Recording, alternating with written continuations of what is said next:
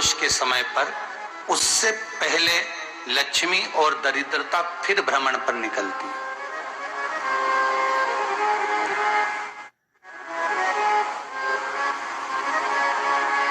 शिव भ्रमण कर कर जब वापिस आ जाते हैं, हिंदू धर्म में पीपल के वृक्ष की जो गणना वराह पुराण में करी गई है, 4 बजे से 7 बजे तक शिव के भ्रमण का समय बताया है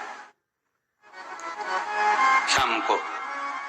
तो 7 बजे से लेकर फिर रात्रि 9 बजे तक लक्ष्मी और दरिद्रता फिर भ्रमण पर जाते हैं।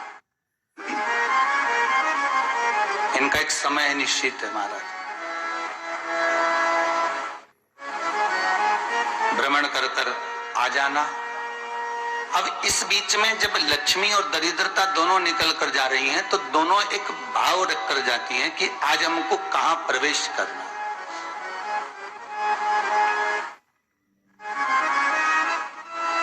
आज हमें किस जगह पर प्रवेश करना है, आज हमें कहां पहुंचना है, आज हमें किस जगह जाना है। और जिस नगर में जिस मार्ग से लक्ष्मी और दरिद्रता निकल कर जाती है, ये दोनों का जब निकलना होता है, इनको स्थान दिया गया जहां पर स्वच्छता हो, घर के दरवाजे पर रंगोली डली हुई हो, द्वार पर जल छीटा गया हो। महाराज, उस द्वार पर लक्ष्मी प्रवेश करती है तो दरिद्रता भी जाने लगती है अंदर। जब दरिद्रता अंदर जाने लगती है तो लक्ष्मी उसको रोक देती है, पहले मैं देखकर आती हूं कि तेरे लिए स्थान है कि नहीं, तू यहां रुक।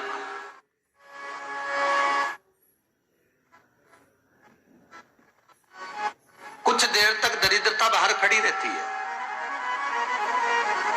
और लक्ष्मी जी की बड़ी बहन जब दरिद्रता बार बार अंदर जाने का प्रयास करती है तो लक्ष्मी जी कहती हैं, जीजी तू इतनी बड़ी होकर तुझे मालूम है तू तेरा सम्मान होना चाहिए, आदर होना चाहिए, और तू अंदर चली जाए और कोई तेरा सम्मान ना करे तो कितना बुरा लगेगा, इसलिए तू बाहर खड़ी रह। मैं अभी आई। अंदर जाती है और जब लक्ष्मी जी भ्रमण कर लेती हैं, अंदर प्रवेश कर कर आती हैं, और प्रवेश कर कर आती हैं तो दरिद्रता पूछती है चले अंदर।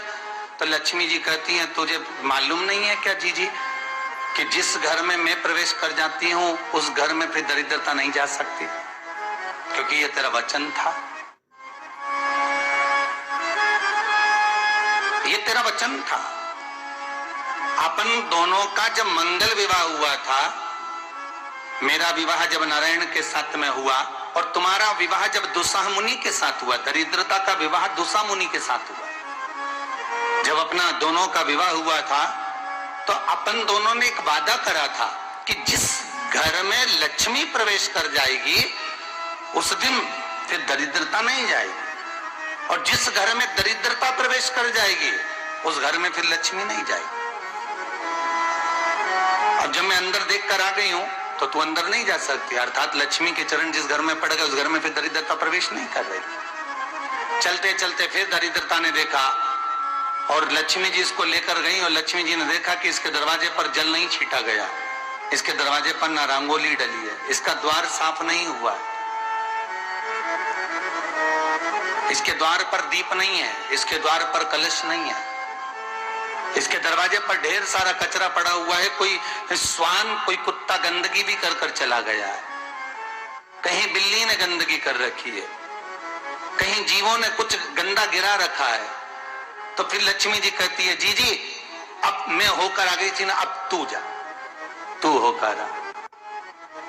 और दरिद्रता प्रवेश करती है तो अंदर जाकर क्या देखती है दरिद्रता कि इतनी सवेरे से मैं घूमने इनके दरवाजे पर आई और ये तो सब चादर तान के चकाचक गुर्राटा भर भर कर सो रहे हैं। तो दरिद्रता कह देती है, तुम्हारा भाग्य ही बेकार है, तो मैं क्या करूं, तुम ऐसे ही सोते रहो। और दरिद्रता गुस्से में बाहर निकल कर आती है, लक्ष्मी से कहती है, लक्ष्मी तू इसके घर में जाना ही मत ही। तो दरिद्रता को कहती है, जीजी तेरी बात नहीं मानूंगी क्या मैं? लक्ष्मी जी बोली, मैं तेरी बात नहीं मानूंगी, बिल्कुल नहीं जाऊंगी इसके घर में, तू चिंता मत कर, चल आगे चल। फिर आगे बढ़े। ये लक्ष्मी और दरिद्रता का प्रवेश। आपके घर का द्वार आपके घर का दरवाजा। फिर निवेदन करूंगा एक बहुत सुंदर बात, हमें महाराष्ट्र से सीखना चाहिए, हमें साउथ से सीखना चाहिए, दक्षिण से। जिस समय पर भक्ति देवी यमुना जी के घाट पर रो रही थी, अपने पुत्र ज्ञान और वैराग्य को गोदी में लेकर, समय देव ऋषि नारद ने प्रश्न किया था कि तुम कहां पर पोषित हुई हो, तुम्हें ऊर्जा कहां से प्राप्त हुई? तो कहा मैं गुजरात से तो चली हूं। और वहां से चलती चलती भक्ति देवी कहती है मैं बहुत दुखी होकर, बूढ़ी होकर, द्रवित होकर, बड़ी दुख में वहां से चलते चलते जब मैं महाराष्ट्र में पहुंची तो मैंने वहां जाकर देखा कि वहां पर लोग हर पल हर घड़ी ब्रह्म मुहूर्त में उठकर स्मरण करते हैं, नाम जाप करते हैं और दरवाजे पर जल छीट कर रंगोली डालते हैं। तो कह रही है कि वहां पर मैं थोड़ी अवस्थावान होने लगी, वहां मुझे अच्छा लगने लगा।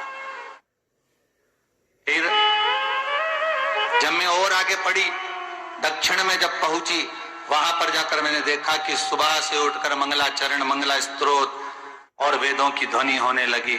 वहां पर मैं और आनंदित हो गई। हमें कुछ चीजें महाराष्ट्र से सीखना चाहिए कि वहां रहने वाले जो भगत हैं, वारकरी संप्रदाय के जो भक्त होते हैं, वैष्णव जो धर्म के भक्त होते हैं, उनका नियम है सवेरे के समय घर में पानी है कि नहीं है, पर जब भी वो घर का दरवाजे के बाहर थोड़ा ना थोड़ा पानी तो छींट ही देते हैं। और छींटने के बाद फिर वहां पर अपने यहाँ तो दिवाली पे रंगोली बनती है जी, और वहां पर रोज की रंगोली बन जाती है कि कभी हो सकता है परमात्मा राह भूल कर हमारे घर में प्रवेश कर जाए, इसलिए वहां प्रतिदिन की रंगोली, प्रतिदिन।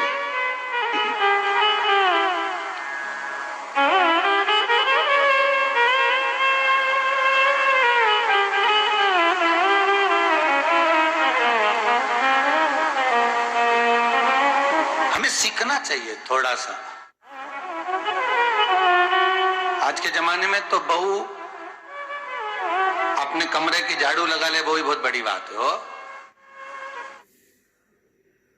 खड़ी खड़ी बहू ये देखती रहेगी कि नौकरानी सही से झाड़ू लगा रही, वहां से लगा के लाओ, इधर से हेड के ले जाओ, वहां से कचरा सोरो, वहां से पोछा लगाओ।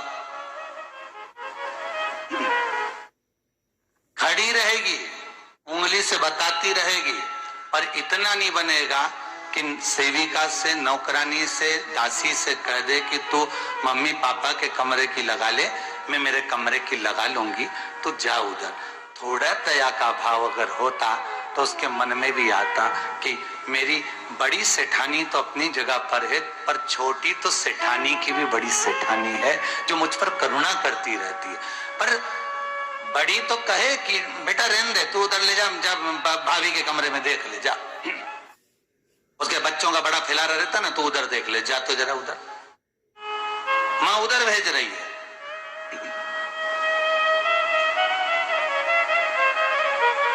थोड़ा सेवा का भाव हमारे भीतर। और एक निवेदन तो हमेशा करा है और आप आज भी करता हूं, पूरे घर की सफाई करवाओ, पूरे घर में तुम पोछा झाड़ू जो चाहे करवाओ, मना नहीं है। पर एक निवेदन है, रसोई घर के अंदर बहू और बेटी ही जाकर भोजन बनाए तो अन्नपूर्णा सदा कृपा करती है महाराज।